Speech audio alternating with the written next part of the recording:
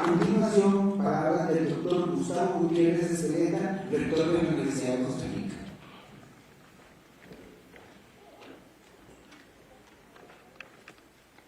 Tengan muy buenos días todos y todas, compañeros y compañeras de la mesa principal.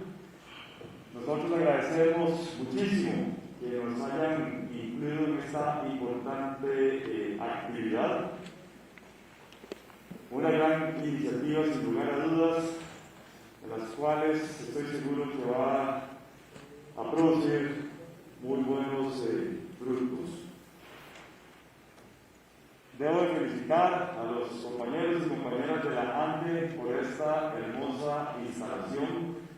Debo de reconocer que no tenía ni idea que existía y estoy totalmente sorprendido de la calidad de esta infraestructura. De antemano, anticipo que se lo vamos a pedir prestadas. Ojalá que podamos contar con este valioso recurso para hacer diferentes actividades en nuestra universidad. Yo voy a ser muy breve para tratar de reponer un poquito el tiempo que se ha perdido. Cuando se trata de la defensa del Estado Social de Derecho costarricense y del orden constitucional, la Universidad de Costa Rica va a estar presente.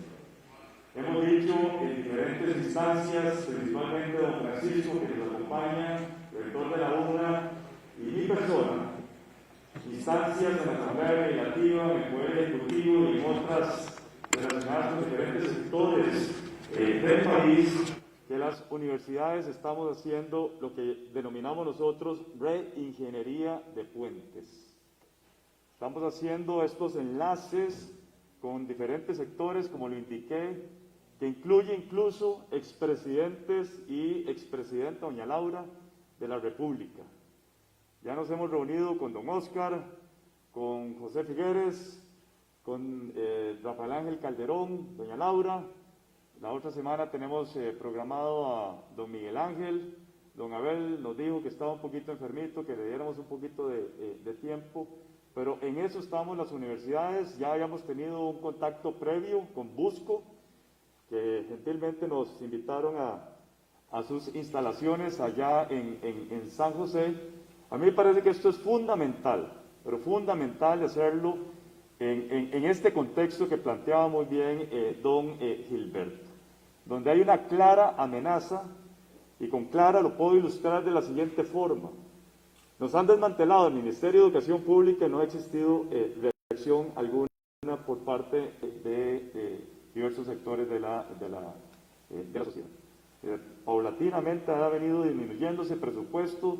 Tenemos una situación en escuelas y colegios públicos precarias en algunas condiciones y no ha existido reacción por parte de diferentes sectores del país. Entonces, me parece que esto es extremadamente importante y ojalá que de acá surjan, como lo dije anteriormente, productos muy concretos, resultados muy concretos que nos permitan de esta forma organizada enfrentar lo que viene con lo que resta del gobierno de turno, pero también la preocupación por lo que viene, que es bastante incierto. Yo creo que nadie tiene claro qué es lo que va a ocurrir en las elecciones del próximo febrero, y eso desde luego que genera muchísima preocupación.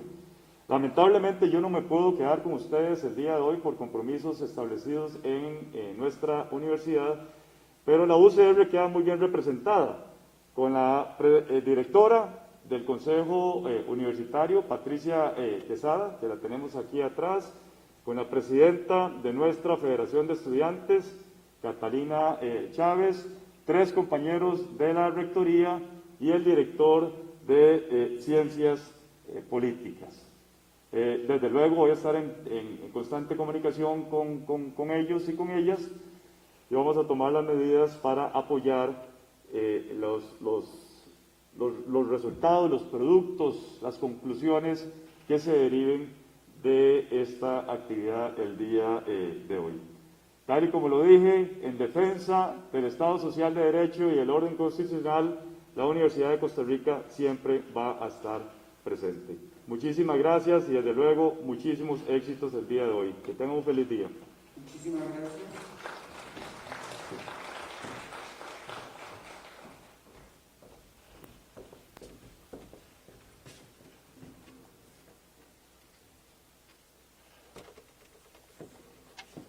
A continuación, las palabras del máster Francisco González Alvarado, rector de la Universidad Nacional y actual presidente de CONADI.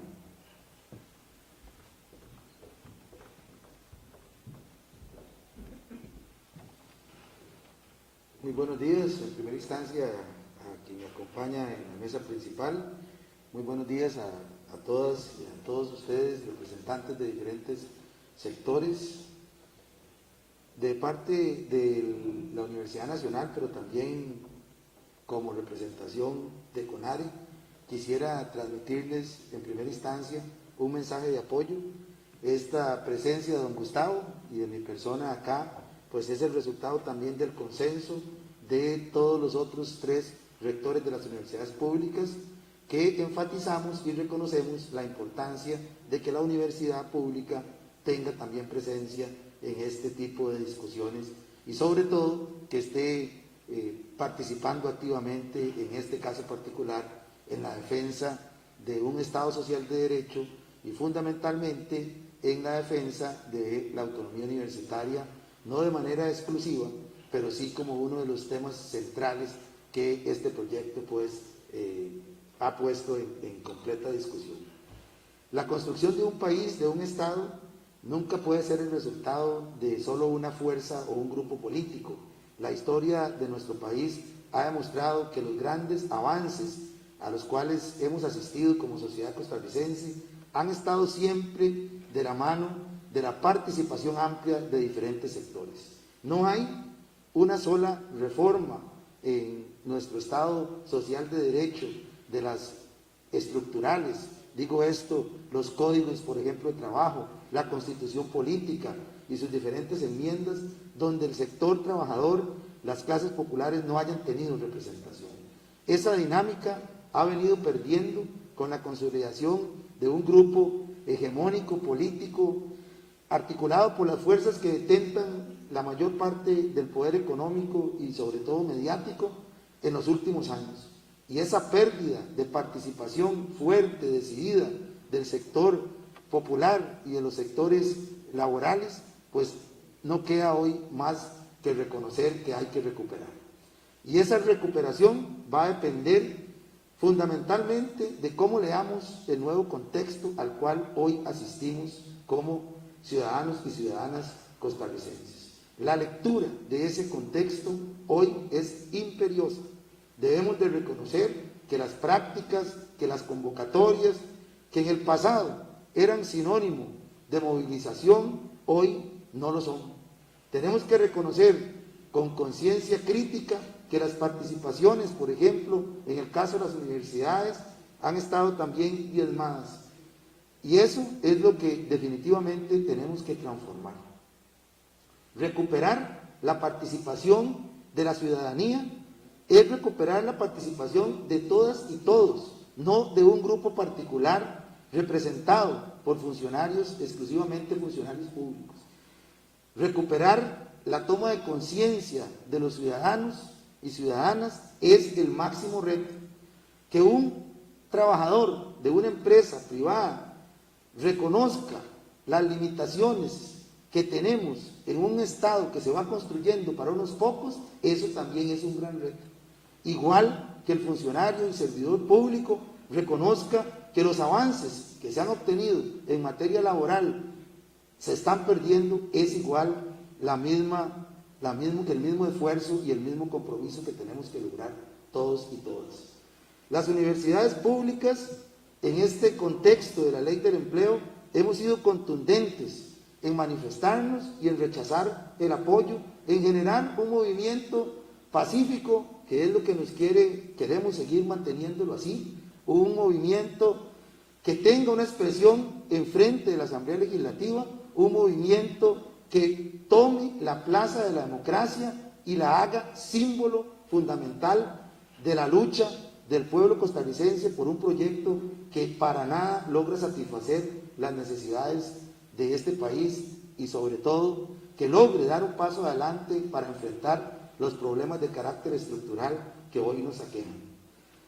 Por lo tanto, nos presentamos acá como un movimiento dispuesto a seguir luchando y con claridad y con mayor ímpetu crítico denunciar en el caso particular que este proyecto no le hace bien a ninguna persona ciudadana de este país. Ese es nuestro compromiso y es el compromiso que también estamos ratificando hoy con nuestra presencia y la representación del señor rector, don Rodrigo Arias, en la presencia de nuestra compañera. Finalmente, quisiera transmitir en este esfuerzo que hemos hecho de presencia legislativa, y ahí también yo quisiera tomarme un minuto para hacer una reflexión. Nosotros no podemos pretender tener influencia sobre la construcción de la legislación de este país si no tenemos presencia legislativa. Hay una lógica en la tramitación de proyectos de ley que obliga a tener presencia, pero también acercamiento con las personas que finalmente tienen la potestad de aprobar estos proyectos. Esa es una lección que nosotros desde el CONARE hemos aprendido y aceptamos. No podemos intervenir en la aprobación de un proyecto si antes no intervenimos en que la redacción de ese proyecto sea el que corresponde. Si no tenemos participación fuerte dentro de la Asamblea, si no logramos que las personas diputadas reconozcan también cuáles son los mejores proyectos que este país para salir adelante, y que esos proyectos tienen que ir en clave de equidad y de democratización. En ese sentido, hemos hecho un esfuerzo importante, como señaló don Gustavo, de cercanía a las personas diputadas, y hemos encontrado apoyo. Yo quisiera hoy también manifestar que entre ese grupo de personas de apoyo recientemente recibimos un audio del señor diputado Walter Muñoz, para que lo hiciera aquí presente, donde su fracción está apoyando ir en contra de este proyecto también, con 2 votos más que se están sumando. Es parte de la lógica que nosotros necesitamos, y es tener esa comunicación fuerte, crítica, también con el sector legislativo.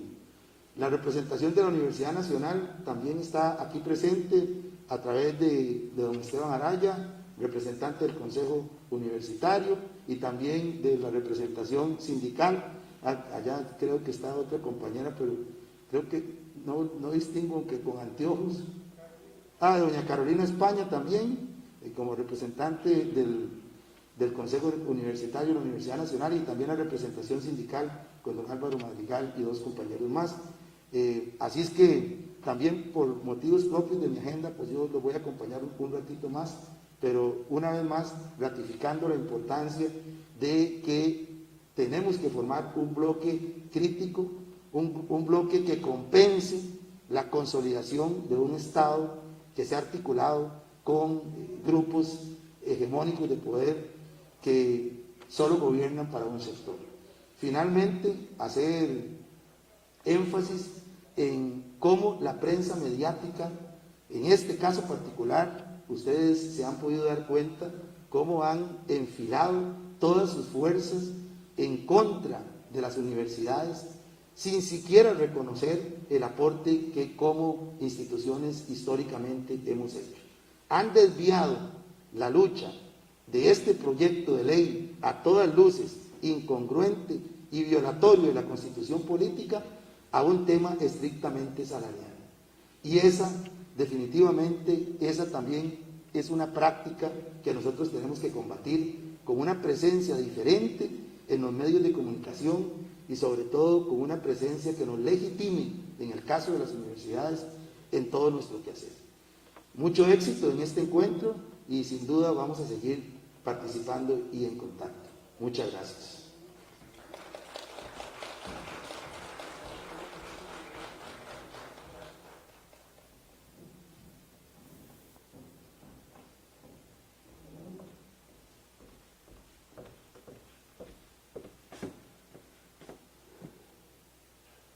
Un saludo cordial a los representantes de la FEUS a la presidenta de la FEUR que está con nosotros el día de hoy. A continuación, la señora Ana Rosa Ruiz del Consejo Institucional del Instituto Tecnológico.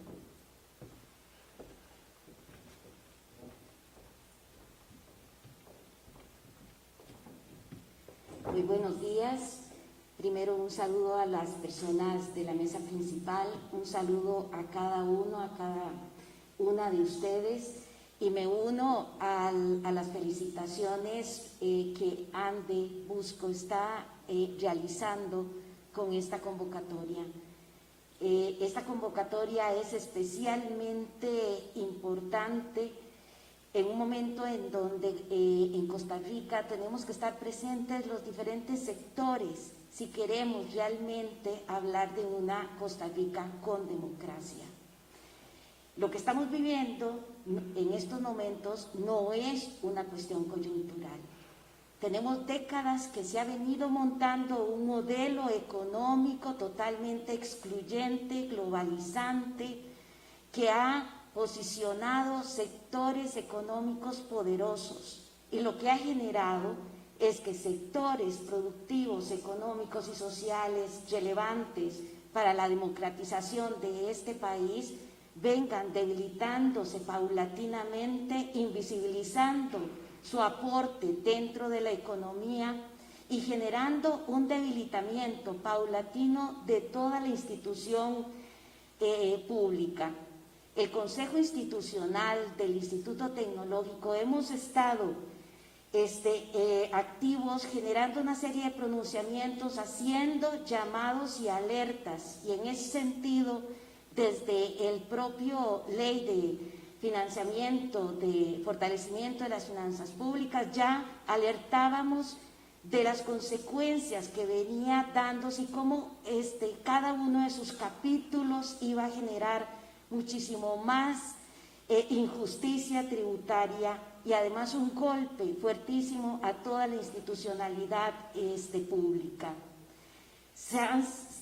Han continuado este tipo de proyectos, y cuando se han tocado las universidades, nuestra posición ha sido que es que lo que se está violando es la Constitución, porque la Constitución habla de que Costa Rica tiene que tener un aporte y una inversión en la educación, en general, no solamente de un sector, en general.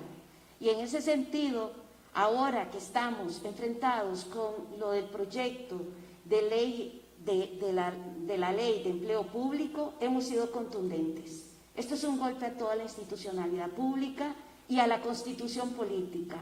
Hoy, el Instituto, estamos aquí trabajando con ustedes. Nos unimos a este esfuerzo de unión porque tiene que salir un pacto social en donde estemos todos los sectores defendiendo una Costa Rica que, si queremos decirle que tiene democracia, es porque todos los sectores están participando, construyendo una agenda, y como bien se ha dicho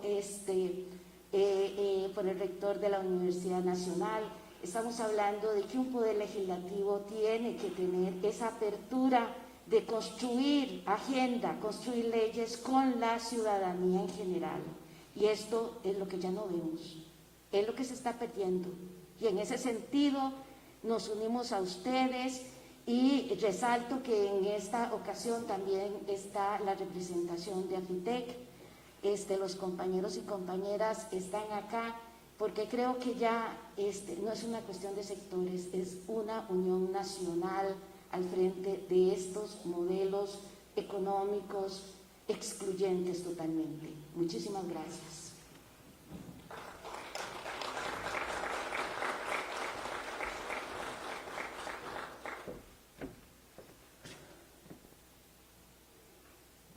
Tenemos ahora a doña Raquel Celedón Sánchez, vicerrectora de Vida Estudiantil de la UNED.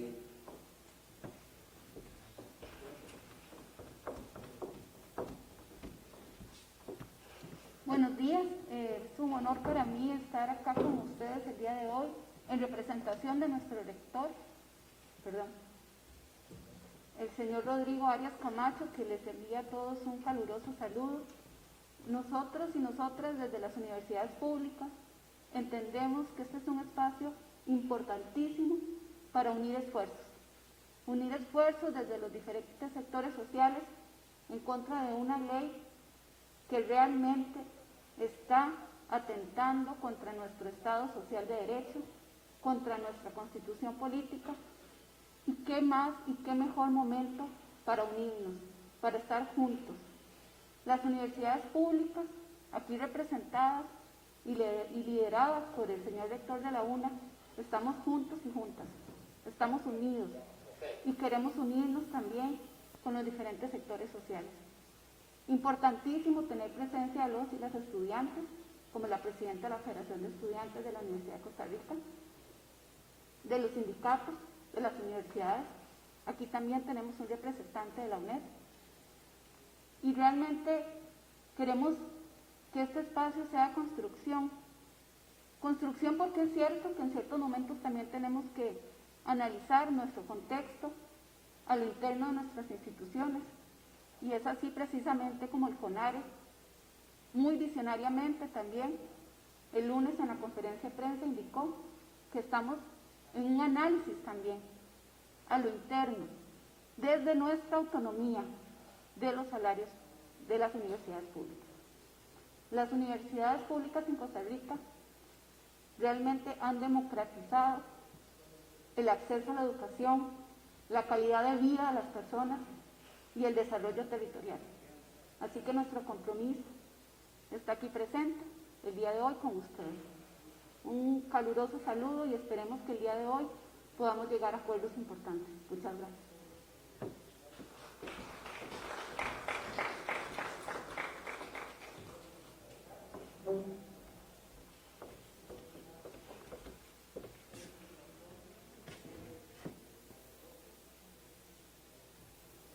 A continuación tenemos la presentación de don Jorge Coronado, posición sindical sobre empleo público.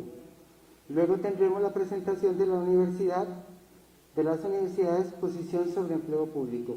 Así que en este momento le damos la bienvenida a don Jorge Coronado. Gracias.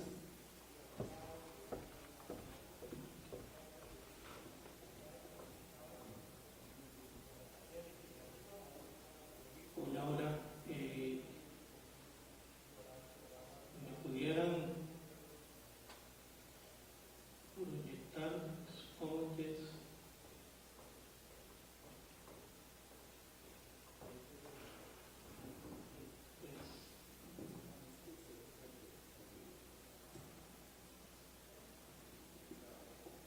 Bien, yo voy a tratar, estamos con un problemita técnico. Perdón, que yo estaba de frente y no lo oía. Tal vez, como hemos ido con este primer panel de las exposiciones de las autoridades universitarias, comentarles que vamos a tener dos breves presentaciones propiamente sobre el empleo público, sobre el proyecto, una esta que voy a hacer muy rápida, unos 10 minutos,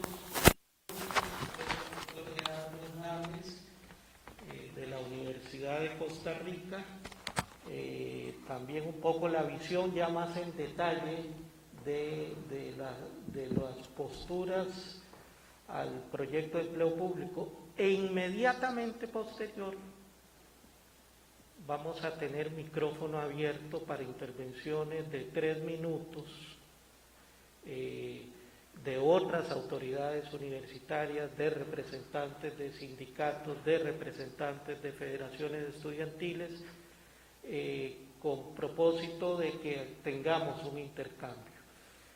Y en la última hora, la idea es tener, queremos plantearles un borrador de declaración que la consensuemos y de un pequeño plan de acción, ¿verdad? Porque no es solo ponernos a evaluar el proyecto, sino qué podemos hacer conjuntamente universidades, sectores sindicales universitarios, estudiantiles, autoridades universitarias y movimiento social y sindical acá representado. Entonces esa es como la mecánica. Rápidamente, lo que quiero insistir es que tanto el acuerdo con el Fondo Monetario como este proyecto de empleo que forma parte de la agenda del Fondo Monetario Internacional, nosotros la definimos desde el movimiento sindical como una estrategia para desmantelar el Estado, por un lado, y precarizar condiciones laborales y salariales de la clase trabajadora. Lo primero es que el empleo público es una propuesta esencialmente autoritaria y antidemocrática. ¿Y por qué? Primero, porque pretende homogenizar un Estado como el nuestro, que por su naturaleza es muy diverso, no es homogéneo. Segundo, no es homogéneo y es diverso porque es una institucionalidad pública que, por un lado, desarrolla políticas públicas como de combate a la pobreza, políticas públicas de inclusión social, políticas de equidad de género, políticas de recreación y deporte, para no citar una sumatoria de diversas políticas públicas reflejadas en una institucionalidad muy concreta y específica. Segundo, no solo desarrolla políticas públicas, sino que brinda servicios públicos esenciales y variados. Y esto es algo que nos diferencia con casi toda América Latina, porque en América Latina desde la década de los 90 se privatizaron todos los servicios públicos. En este país logramos detener ese proceso y tenemos salud, lo hemos visto en medio de la pandemia, lo que ha representado el que tengamos una caja del Seguro Social y un Ministerio de Salud. Tenemos educación que va desde pública, desde lo preescolar, la primaria, la secundaria, la educación técnica. Aquí están los compañeros del Instituto Nacional de Aprendizaje, del INA, están llevando una lucha en este momento porque se quiere transformar el rol de lo que ha sido el INA, y obviamente las universidades, y aquí este evento es expresión. Pero además de salud y educación, brindamos electricidad, aquí están los compañeros del ICE, brindamos telecomunicaciones, tanto de telefonía fija, que muchos las han olvidado, pero sigue siendo importante en este país, como de telefonía celular. Tenemos agua potable, aquí están los compañeros también de acueductos y alcantarillados. Es una institución que garantiza y desarrolla el agua potable, el acceso al agua potable. Tenemos instituciones que promueven vivienda, servicios municipales. Entiendo que iba a haber una pequeña representación también del sector municipal en esta actividad. En fin, que se dan cuenta que homogeneidad no puede haber en este Estado. No puede haber porque tenemos técnicos y profesionales especializados en una gran diversidad de áreas y que además se han tecnificado y profesionalizado el recurso humano porque se necesitaba para brindar esta gran variedad de servicios. Decimos que es una propuesta autoritaria antidemocrática porque es una gobernanza del recurso humano lo que se propone en el proyecto, invasiva, que no solo violenta las autonomías constitucionales, como lo señalan reiteradamente las universidades, también la de la Caja y la de las municipalidades, sino que violenta la misma institucionalidad propia de cada ente público de este país, donde los jerarcas pierden capacidad de dirección, de gestión de su recurso humano. También decimos que esta fórmula que ahora se están inventando para lograr un acuerdo con respecto a la Rectoría de Empleo Público entre Mideplan y la Dirección General de Servicio Civil es un artificio. Es un artificio porque mantiene intacta esta idea autoritaria e invasiva del control absoluto de la gestión del recurso humano público. Y entonces es una rectoría que quiere dirigir las contrataciones, que quiere dirigir el proceso de reclutamiento, que quiere dirigir el proceso de ascensos, en fin, toda esa carpintería, digamos, que representa la gestión del recurso humano. Y además es muy antidemocrática y le hemos puesto poca atención porque el proyecto introduce peligrosamente una plataforma integrada de empleo público muy parecida, pienso yo, a la UPAD, al fracasado proceso de la UPAD. Esta plataforma, dice el proyecto, va a contener toda la información sociodemográfica de toda la población del sector público. Y cada institución, cada 6 meses, tiene que estarla actualizando en Mideplan. ¿Qué puede pasar con esa información?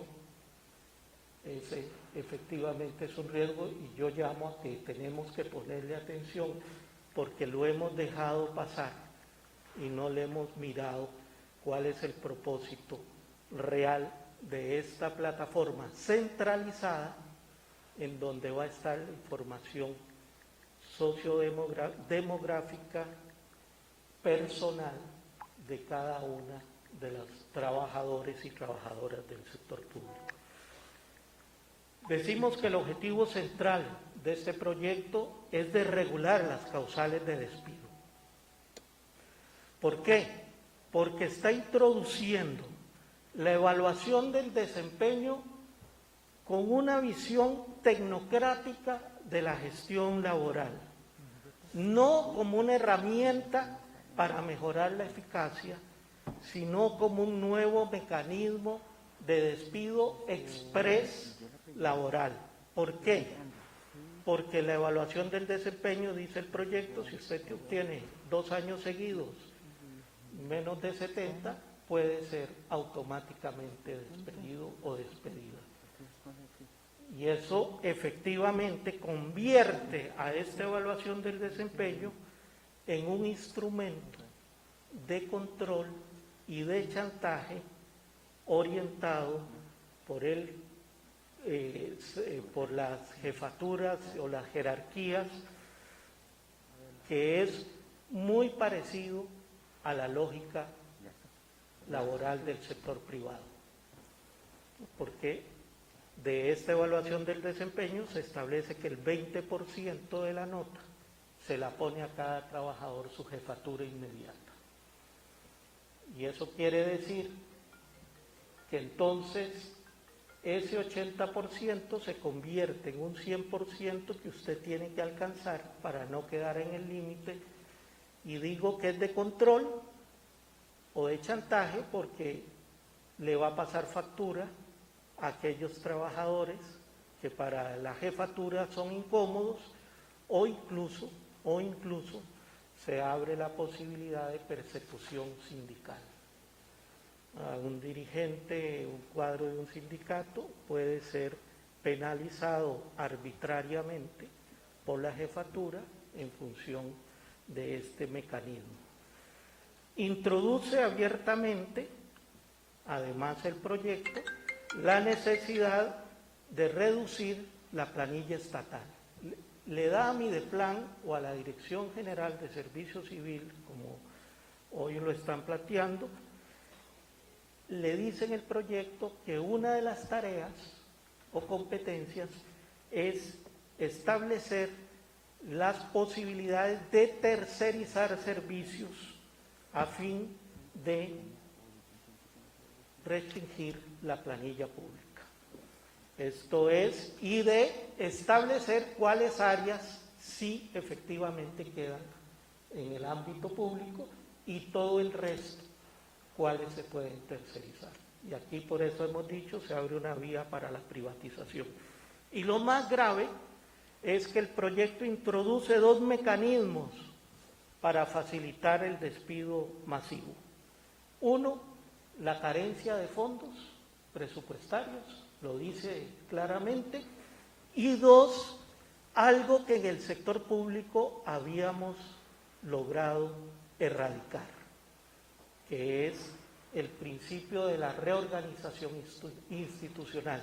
Incluso acaban de aprobar una moción de Pedro Abarca del PUS diciendo, el proyecto originalmente hablaba de un 60% de la población laboral para hablar de reorganización, ahora aprobaron que pueda ser un 50%. A bajar y posiblemente, como son esos 57, van a terminar diciendo cualquier porcentaje. La recomposición, tercero, la recomposición de toda la estructura salarial está orientada a la precarización. ¿Por qué? Porque plantea el proyecto un principio rector salarial absolutamente inviable. Y es un mito urbano casi, de igual salario para igual función. Y no existen iguales funciones, ni siquiera al seno mismo de las universidades. Un chofer, que es lo que nos sacan a cada rato, un chofer adscrito a un ministro, un viceministro, es muy distinto a un chofer del MAC o de una universidad que tiene que andar por todo el territorio nacional. Son cosas no iguales, aunque formalmente este sector lo plantea. Es unificar lo que no es unificable. Segundo, elimina la potestad institucional, y es lo más grave, de definir su política salarial propia. Pero más grave aún es que en el sector público nos elimina el Consejo Nacional de Salarios como órgano que, aunque no funciona, y aquí hay varios representantes que han sido o son, muchas gracias, es el principio de el diálogo tripartito. Y esta escala o esta estructura salarial que presenta, que además nadie sabe cuál es, ha sido muy opaca, todo el mundo habla de salario global, incluso los diputados hablan de 28.800 trabajadores que van a quedar por debajo, y cuando uno le pregunta a Mideplan de qué montos estamos hablando, le dicen que no hay montos. Y entonces, ¿de dónde sale que quedan 28.000 trabajadores en el sector público por debajo de la escala de salario global? Esta opacidad salarial no está en función de reconocimiento de la experiencia, de los atestados, sino que esa escala salarial se va a situar en función de premisas fiscales por parte del Ministerio de Hacienda, aplicación de la Ley 9635 y aplicación de regla fiscal. Porque se está planteando, acompañando a este proyecto en materia salarial, que se aplique con rigidez la regla fiscal para los salarios del sector público. ¿Qué quiere decir eso? Que a partir del 2021 y durante 12 años, que es la proyección de Mideplan, la deuda pública no va a descender a menos del 60% del PIB, que es lo que establece la regla fiscal, que cuando llega a 60 se congelan los salarios. Y esa es la apuesta. Y nosotros desde el movimiento sindical lo que decimos, un propósito central, es eliminar la acción sindical en el sector público. Ese es un propósito fundamental que tienen estos sectores y este proyecto. Se violenta la constitución política con respecto al derecho a la libre sindicalización y a la negociación colectiva, se violentan convenios internacionales ratificados por Costa Rica ante la OIT, con respecto a la acción sindical y a la negociación colectiva. Y ahora están a las puertas de aprobar una moción restrictiva sobre negociación colectiva, que le vacía de contenido, la deja como una declaración de principios, pero vacía de contenido porque establece excesivas restricciones al derecho de negociación. Yo en son de broma digo que la negociación colectiva va a quedar para que los sindicatos y las autoridades universitarias negociemos en la convención colectiva el color del tapabocas. No da para más porque con estas restricciones, imagínense que el proyecto hasta establece el límite a las vacaciones que se deben contener en el sector público. Se sustituye la negociación colectiva por reglamentos autónomos de trabajo de carácter patronal. Esto es trasladar la mecánica privada al ámbito público, porque estos reglamentos autónomos de trabajo son reglamentos establecidos por el patrono exclusivamente, sin participación de los trabajadores. Y por último, más allá del empleo público, el acuerdo con el Fondo Monetario representa un ataque más a la clase trabajadora y profundización del desmantelamiento del Estado. ¿Por qué decimos eso? Por 4 cosas. El decreto de reducción presupuestaria del 12 de enero de este año, que limita a un 0.5% el crecimiento de las transferencias corrientes. Pongan atención ahí, ya lo saben los rectores y las autoridades universitarias, al primero que le llevan ganas, a la primera transferencia corriente que le llevan ganas es al FES. Así que se van a aprovechar de esto. Incluso la proyección que hace este decreto es que en el 2025 el monto de las transferencias corrientes sea un 67% de lo que era el monto en el 2020 de esas transferencias corrientes. Eso es no un crecimiento, sino una reducción drástica. Segundo, reducción anual del 7.5% para todas las partidas de bienes y servicios, de remuneraciones eventuales, de suplencias y además la no sustitución de plazas vacantes, ninguna plaza vacante entre el 2021 y el 2025, todo esto a ministerios, órganos desconcentrados, dependencias adscritas, pero que las van a posiblemente empezar a imponer a todos los entes autónomos más allá de los órganos desconcentrados. Está en este acuerdo con el fondo lo de renta global dual. Se deja por fuera en esta segunda versión a las personas jurídicas porque hicieron el lobby los empresarios y ahora se aplica solo a las personas físicas. Incrementa la base imponible del impuesto sobre la renta a los trabajadores asalariados que estaban exonerados de 840.000 colones al mes hacia abajo. Ahora esa exoneración cambia a 683.000 colones al mes.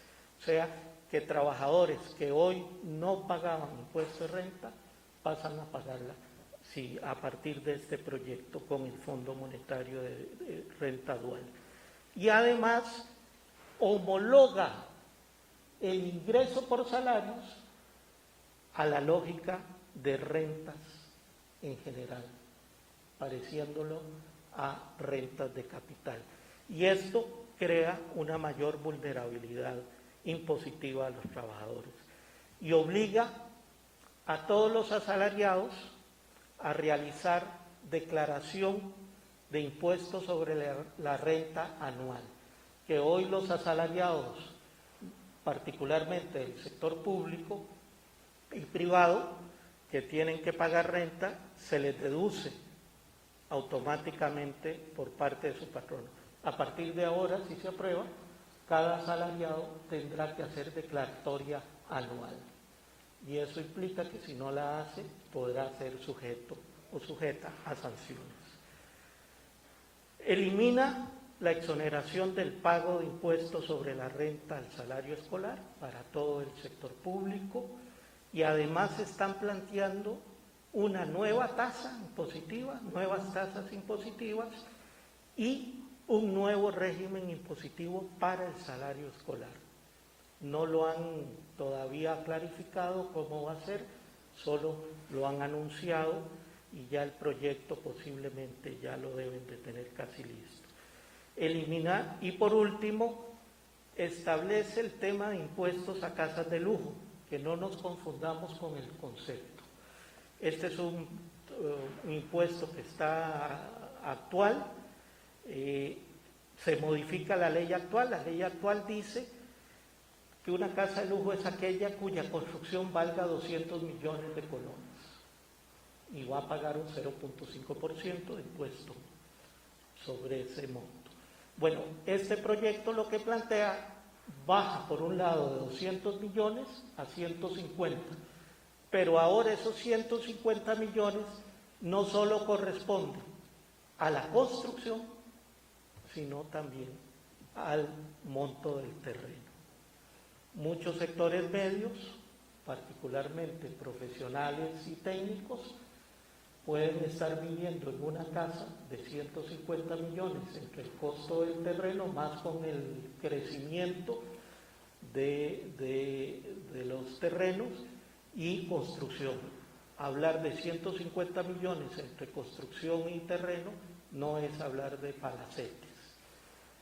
Y lo que abre este proyecto es que las municipalidades empiecen a reactualizar todos sus catastros para llegar a poner a pagar a la gente.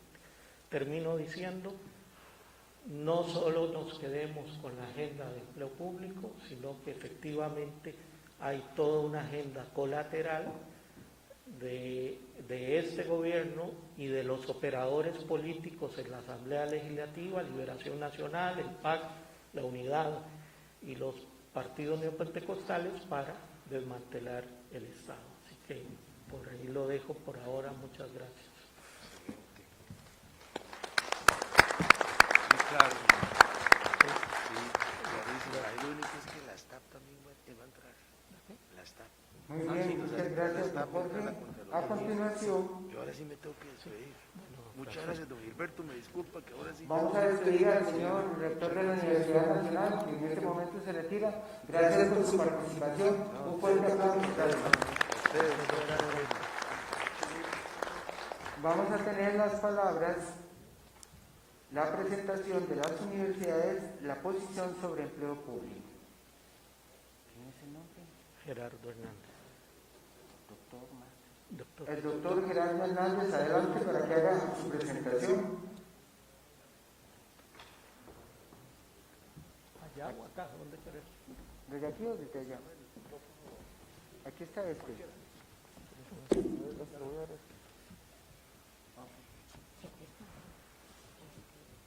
Solamente uno podría participar otro. No, podría participar otro. ¿Por qué? Porque tenemos un concejal que esté especializado en eso. Bueno, buenos días, gracias por la invitación. Que me da el nombre.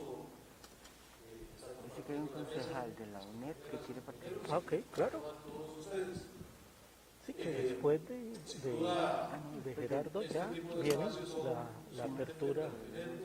Necesarios y ojalá logremos efectivamente construir articulaciones entre distintos sectores para completar no solo este proyecto, sino, vamos a decirlo de esta manera, el proyecto general, societal y de organización del Estado que se expresa, particularmente en este proyecto de empleo. A mí me cuesta, porque lo pusieron como... Sí, sí, dame de una vez.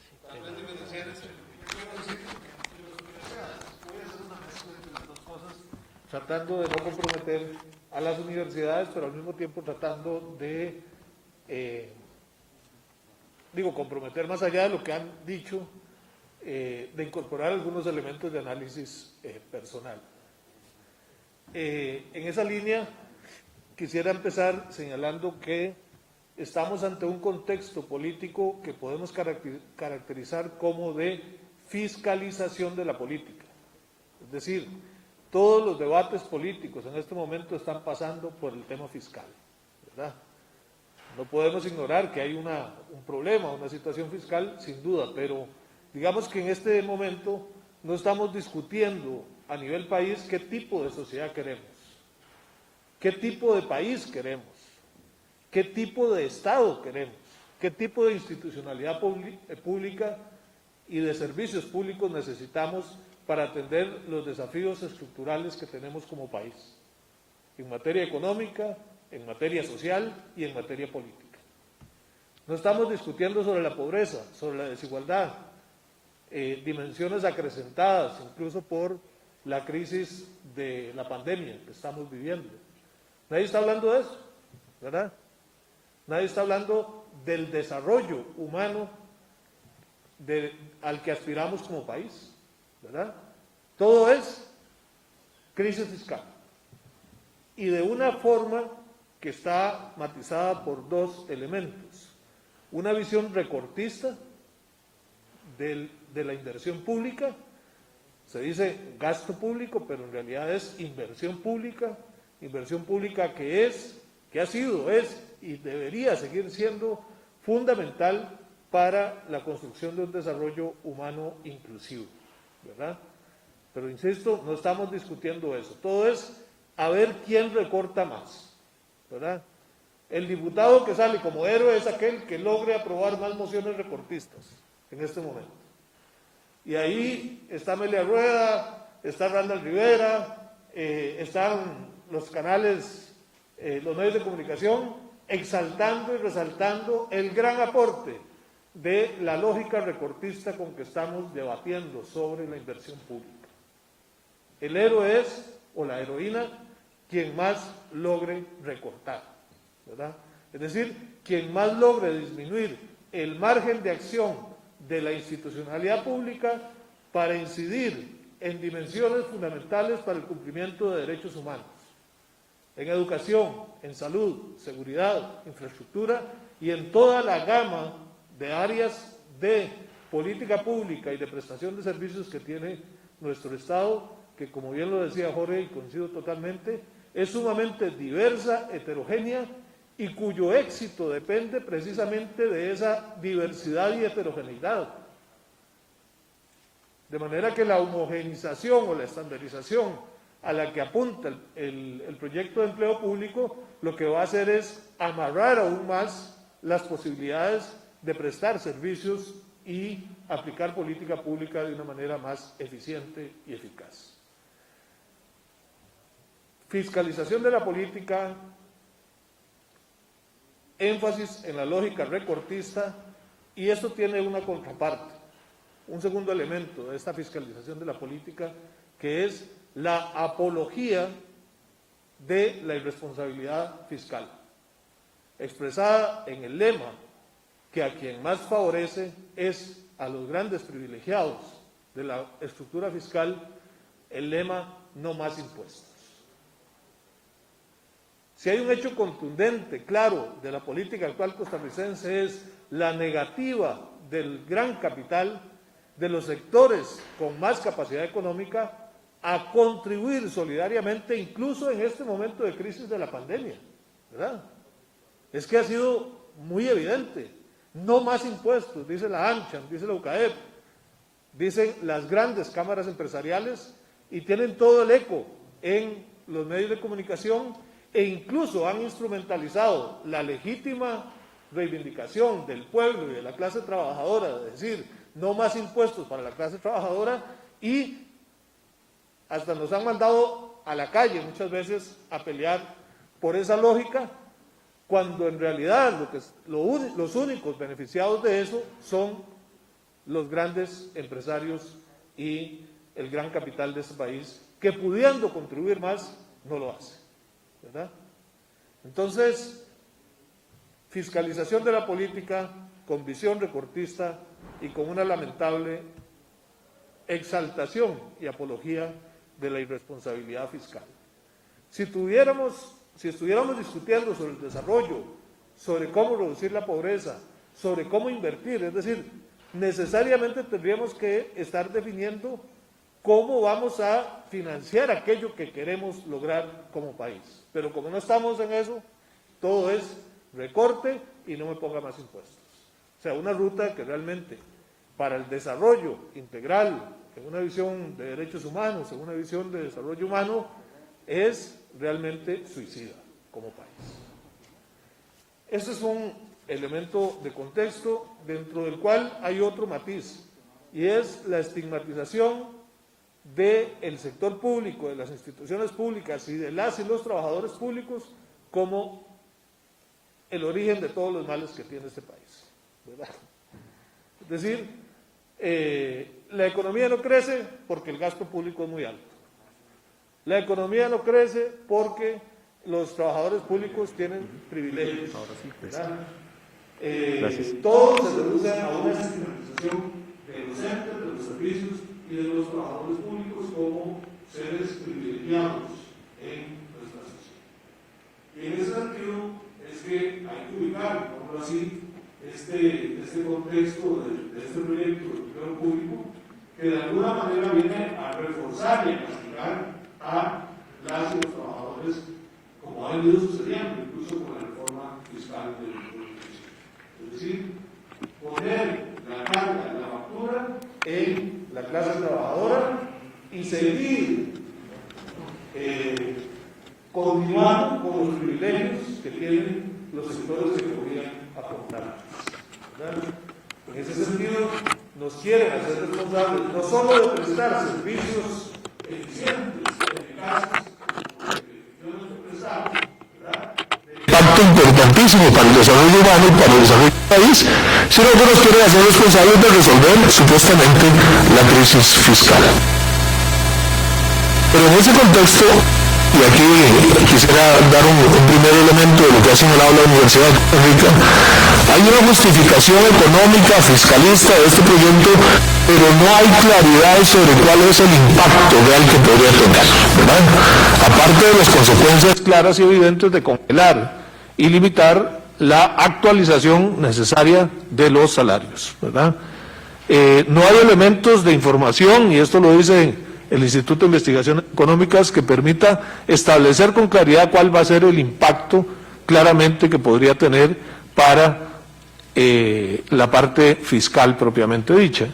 Y hay tesis que tal vez ustedes seguramente han escuchado, de que más bien en un principio podría implicar aumento del gasto público, por dos razones: por la migración de sectores que podrían tener salarios más bajos respecto al salario global que se establezca, que por cierto no está claro cómo es que se va a establecer, ¿verdad?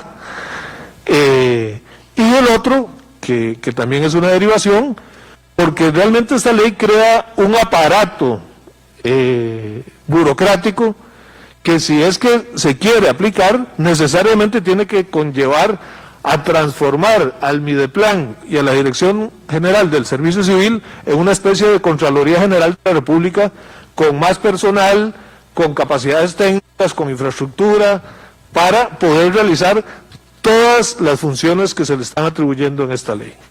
Como por ejemplo, hacer un diagnóstico en cada organismo público para decir cuáles puestos, cuáles trabajos pueden ser desarrollados o realizados por personas que vendrían a ser calificadas como trabajadoras o trabajadores públicos, y cuáles se podrían tercerizar. Digamos que esa entidad superpoderosa que se está creando por esta ley le va a llegar a decir a la Universidad de Costa Rica, a la Universidad Nacional, al TEC, a las municipalidades, cuáles son trabajos que califican como trabajo público y cuáles son aquellas que debe tercerizar, es decir, déselas a la empresa privada, ¿verdad? A ese nivel de funciones específicas e inmensamente complejas que no podrían realizarse sin más gasto por las entidades en sus condiciones actuales, llega esta ley de empleo público. Entonces, quisiera señalar, no hay mucho tiempo, pero como los 12 minutos de Jorge se prolongaron un poquito, o sea, voy a señalar ahora algunas de las conclusiones a las que llegó la Facultad de Derecho, un grupo de especialistas en materia jurídica, al analizar este proyecto. En primer lugar, señala, y voy a leer solo las conclusiones: el proyecto tiene como objetivo centralizar el control y establecer unilateralmente las condiciones salariales y de trabajo. Es decir, hay una lógica de control, de centralización y de concentración de poder, que agrego yo, y ya ha sido muy señalado, pareciera que no solo pasa por encima de las autonomías, de las universidades, de la caja, de las municipalidades, sino que incluso de la independencia de poderes, ¿verdad? Porque aquí habría un poder central en el Poder Ejecutivo con capacidades de dictarle en materia de empleo público y en materia de salarios órdenes a el Poder Legislativo y el Poder Judicial, ¿verdad? Entonces, no es solo el tema de las autonomías lo que está en juego, sino que está en juego la independencia de poderes también en la lógica en que está construida este proyecto. En segundo lugar, indica el informe de la Facultad de Derecho, esto violenta los distintos regímenes de autonomía constitucional. En tercer lugar, el proyecto parte de un enfoque del empleo público a partir de tesis autoritarias y unilateralistas propias del constitucionalismo clásico, en violación del constitucionalismo social expresamente incorporado en nuestro bloque de realidad por medio de sociales y por los tratados fundamentales de derechos humanos. Es decir, el pacto social expresado en la Constitución, que es fundamento de nuestro Estado social de derecho, ¿verdad? Un Estado que apela, por supuesto, a la legalidad, pero sobre todo al sentido social de la institucionalidad pública y al impacto social que debe tener esa institucionalidad pública en la búsqueda del bien común, es sustituido por una tesis, digámoslo así, más liberal, que tiene incluso elementos de autoritarismo. El siguiente punto que señalan este informe es que las autonomías implican no solo como instrumentos para limitar el poder del gobierno central, sino como instrumentos para potenciar la eficiencia en cada ente público autónomo, así como para garantizar la acción y el ejercicio de prácticas democráticas, elementos de autonomía que son debilitados y vulnerados por el empleo público. Además, señala, prohíbe o vacía de contenido de forma inconstitucional la libertad sindical y la negociación colectiva. Precisó en esta el salario global tiende a convertir salarios en instrumentos de política económica, y yo diría más precisamente de política fiscal, fácilmente congelables, disminuibles con objetivos fiscales.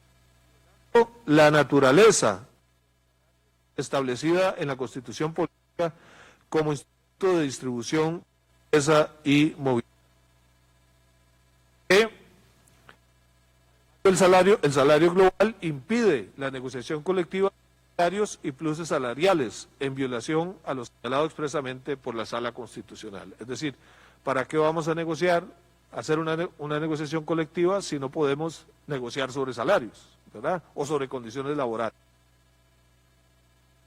H crea competencias en manos del Mideplan, el Ministerio General del Servicio, que trascienden por mucho los objetivos expresamente en el artículo 192 constitucional. Eficiencia, idoneidad y estabilidad. Yo pensé que estaba hablando muy fuerte, más bien. O era por eso. Idoneidad comprobada y la estabilidad en el empleo. Otro elemento es que homogeneiza entes públicos que son radicalmente diversos en la naturaleza de sus funciones. Y J, que la gestión de evaluación se centraliza con lo que se violan autonomías constitucionales. Digamos, estas son algunas de las consideraciones que han venido planteando las universidades, en este caso la Universidad de Costa Rica, en dos líneas, indicando no solo la afectación propiamente a las universidades, ¿verdad?, sino indicando la afectación que tiene al modelo del Estado Social de Derecho que necesitamos defender y que, bueno, nos convoca hoy día. Quisiera terminar haciendo una consideración que también fue señalada en uno de los pronunciamientos del Consejo Universitario de la Universidad de Costa Rica sobre el proyecto, y es el debate sobre si el Estado es o no un patrono único, ¿verdad?, que es uno de los elementos que han utilizado para plantear esta homogenización, esta estandarización. Hablan de simplificación de la materia del empleo público. Ciertamente hay una doctrina sobre el Estado patrono único que ha sido importante en la función pública, en el caso de Costa Rica, para, por ejemplo, garantizar la continuidad de ciertos derechos a un trabajador que se pasa de una institución a otra, ¿verdad? Pero esos derechos nunca han tenido que ver con el salario. Básicamente es la continuidad en cuanto a anualidades, por ejemplo, ¿verdad?, sin que las anualidades que tenía en una institución sean iguales necesariamente a las que va a tener en la otra, ¿verdad? Y es un elemento importante para a efectos de asegurar la carrera, digámoslo así, de la función pública. Pero aquí la doctrina del patrono único ha sido absolutizada justamente para justificar esta homogenización, esta estandarización, esta hipersimplificación en 8 familias que establece el proyecto, ¿verdad? Solo habrá 8 familias definidas por funciones y a las cuales corresponderán ciertos salarios. Pero además el proyecto establece que para crear nuevas familias se requiere una ley. Es decir, es reserva de ley establecer nuevas familias para efectos de organización del empleo público. Lo cual lo que hace es amarrar más bien a las entidades públicas y al sector público en general para flexibilizar o adaptarse a nuevas condiciones y nuevas necesidades. Pero bueno, señalo nada más que la forma en que se está utilizando esta idea del Estado como patrono único claramente entra en contradicción con lo establecido en el Código de Trabajo, es decir, con la definición que hace el Código de Trabajo de lo que es un patrono, que es una definición más operativa, ¿verdad? Y esa definición dice en el artículo 2 del Código de Trabajo que patrono es toda persona física o jurídica, particular o de derecho público, que emplea los servicios de otra y otras en virtud de un contrato de trabajo expreso o implícito, verbal o escrito, individual y colectivo. El INS, o la lógica del proyecto, el INS, el IS, cada municipalidad, cada universidad dejan de ser patrones, ¿verdad? Dejan de ser patrones porque hay un patrón único. O se absolutiza en el proyecto esta idea de que el Estado es un único patrón y por lo tanto ese superpoder, llámese Dirección General del Servicio Civil, llámese Mideplan o una combinación de ambas, como se está fraguando en este proyecto de ley, es el que va a controlar y el que va a ser entendido como el patrón único, ¿verdad? Lo cual implica precisamente un reforzamiento de esa lógica de concentración del poder. Quisiera terminar, por supuesto que podríamos seguir hablando de muchos aspectos, indicando nada más una reflexión en el sentido de que no está en juego solo el tema de salarios. Nosotros debemos reconocer que hay vulnerabilidades por donde nos están atacando porque efectivamente existen casos que rebasan en mucho la razonabilidad y la proporcionalidad. Pero esos son los menos, ¿verdad? Y por eso se está tratando de aplicar una receta a ras. Aquí nadie se salva, ¿verdad? Cuando lo que debería predominar sería una lógica de focalización. Es decir, hay nombres y apellidos claramente identificables en cada institución donde se puede establecer cuáles son los casos que se salen de márgenes de razonabilidad o de proporcionalidad, ¿verdad? Que no son la inmensa mayoría de las y los trabajadores públicos, ¿verdad? Son casos contados. ¿Por qué no atender ahí? ¿Por qué no focalizar? ¿Por qué no recortar ahí? Si es que se quiere generar equidad. No, aquí la receta es a todos parejo, ¿verdad? Todo el mundo bajo las mismas condiciones. Pero entonces, que más allá de un tema social, más allá de un tema fiscal, me parece que tenemos que tener presente también en términos de la institucionalidad democrática. Y aquí lo que se está expresando es que se refuerza una gobernabilidad autoritaria, tecnocrática y elitista, cuando el país lo que más está necesitando es una gobernabilidad participativa y más democrática para la toma de decisiones. De manera que, insisto, y refuerzo un poco lo que ya se ha dicho, no estamos solo ante un tema de salarios, estamos ante una amenaza al Estado Social de Derecho y a nuestra institucionalidad democrática, e incluso se están limitando las posibilidades de avanzar hacia una mayor democracia en nuestro país. Muchísimas gracias.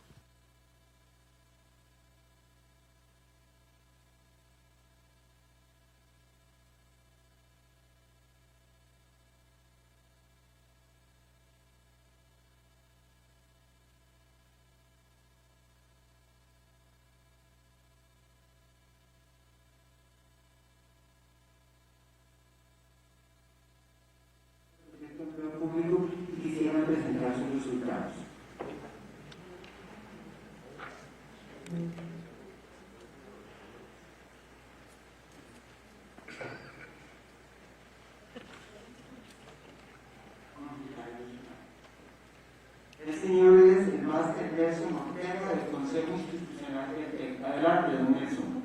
Muchísimas gracias por el espacio y por la votación de la agenda. Procuraré ser breve para poder respetar los tiempos que se han establecido. El Consejo Institucional del Tecnológico de Costa Rica ha trabajado en las diferentes versiones de este expediente 2336. Recientemente la señora Pilar Garrido manifestaba que las organizaciones de las instituciones públicas son solamente una función jurídica. Y en eso ella tiene razón. El valor de nuestras instituciones públicas no está en las instituciones perfectas, está en las personas que las conforman, en cada uno y cada una de las trabajadoras y trabajadores que forman parte de ellas y que son quienes obtienen los resultados. Y por ahí que sea importante y de grandísima relevancia el tema de empleo público. Porque a pesar de que este proyecto, y respeta todo el planteamiento técnico que debería haber detrás, cuando hablamos de gestión de personas, cuando hablamos de gestión de talento humano, debemos verlo de una manera integral y de una forma que esté estrechamente alineada con la misión de nuestras instituciones, con la estrategia de nuestras instituciones y con el valor público que se requiere de ellas. Y no es posible que desde el Ministerio de Planificación o desde la Dirección General de Servicio Civil o desde donde sea que se ponga esta rectoría, se tiren las directrices, circulares, manuales y demás elementos que regulen la forma en que vamos a gestionar a las personas que son las que le dan el valor a nuestras instituciones públicas. Este proyecto, en esa clara incongruencia, ¿qué es lo que busca? Un claro debilitamiento de nuestras instituciones. ¿Y por qué afirmamos que es un debilitamiento?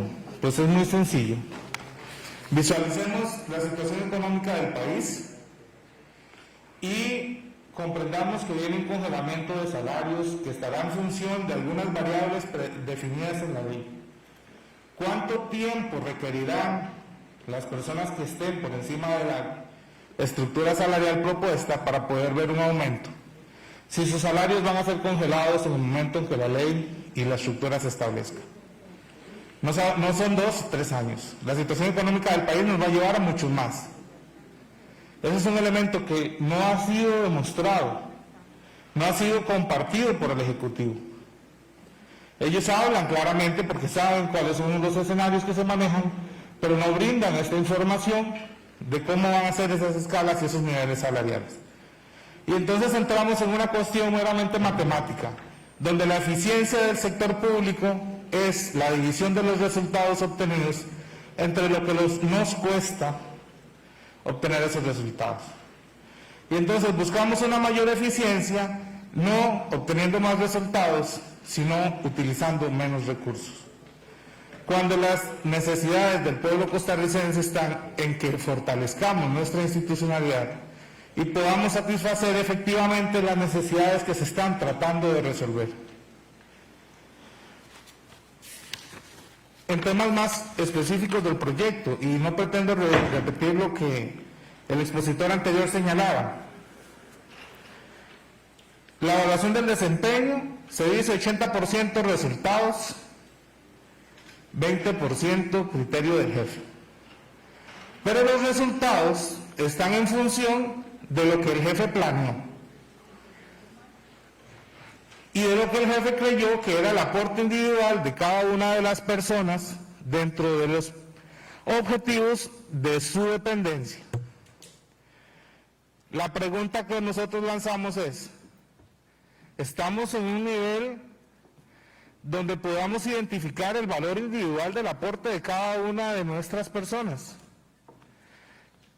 ¿Están los jefes en capacidad de definir concretamente las metas, de gestionar adecuadamente los recursos que se necesitan para que nosotros hagamos el trabajo?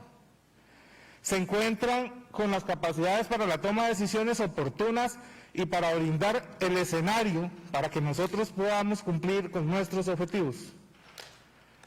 Y por último, con esos niveles de ambigüedades y incertidumbres, podremos cumplir las expectativas de lo que el jefe cree que nosotros requerimos en términos de resultados, o el 80% que era el piso para poder sostener nuestro trabajo, no es 80. Y entonces, ¿qué pasa si yo soy una piedra en el zapato para mi jefe porque yo lo estoy incomodando constantemente? Y él es el que define cuál es mi aporte individual en los resultados de la dependencia donde yo trabajo. Eso es un debilitamiento. Las personas con capacidades, y hay muchas en las instituciones públicas, emigrarán a otros lugares y ahí tendremos una descapitalización del sector institucional, de la institucionalidad pública. Porque en el caso de los médicos, y ya se han visto algunos indicadores, con solo la entrada de la 9635, de que nuestros especialistas pueden irse a las clínicas privadas y de pronto podrían ganar más. Pero aquí los que se ven afectados son las personas del pueblo costarricense que más necesitan. No repetiré el tema del atropello a la Constitución política, que ya creo que en eso todos coincidimos. De una lectura particular del artículo 192 con respecto al régimen de empleo público. Del debilitamiento a cada una de nuestras instituciones. Nosotros tenemos grandes retos y hemos solicitado a nuestro señor rector, a los señores rectores en CONARE, que intensifiquen las actividades para informar a nuestras comunidades y a la ciudadanía costarricense. Ahí tenemos grandes retos y lo podemos decir nosotros, lamentablemente desde el tecnológico tenemos retos mayores. Tenemos que concientizar a la población costarricense de los efectos de esta ley y no renunciar al trabajo y a la negociación con los señores y señoras diputados con la esperanza de que este proyecto pueda ser mejorado. En ese sentido, el Consejo Institucional del Tecnológico le ha solicitado al señor rector que intensifique su participación y que promueva la adopción de estrategias que permitan ejercer medidas de presión no violentas ante el Ejecutivo y ante la Asamblea Legislativa, y hemos estado enfocados en poder compartir y trasladar información, generando una estrategia con la que podamos informar mejor y concientizar más a nuestras poblaciones, invitación que les hago el día de hoy a cada una y cada uno de ustedes. Muchas gracias por el espacio.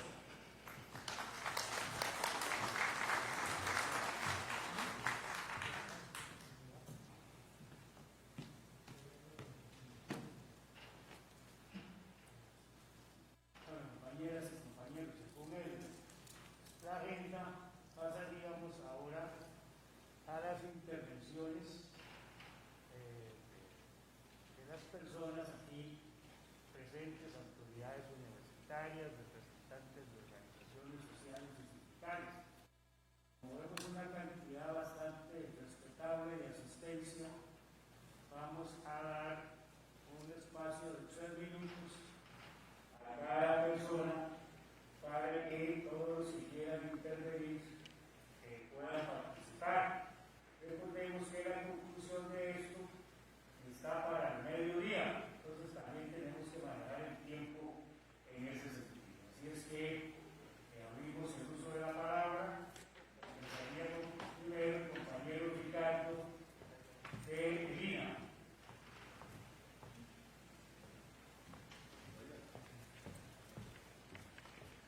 ¿Cómo hacemos ahí con los micrófonos?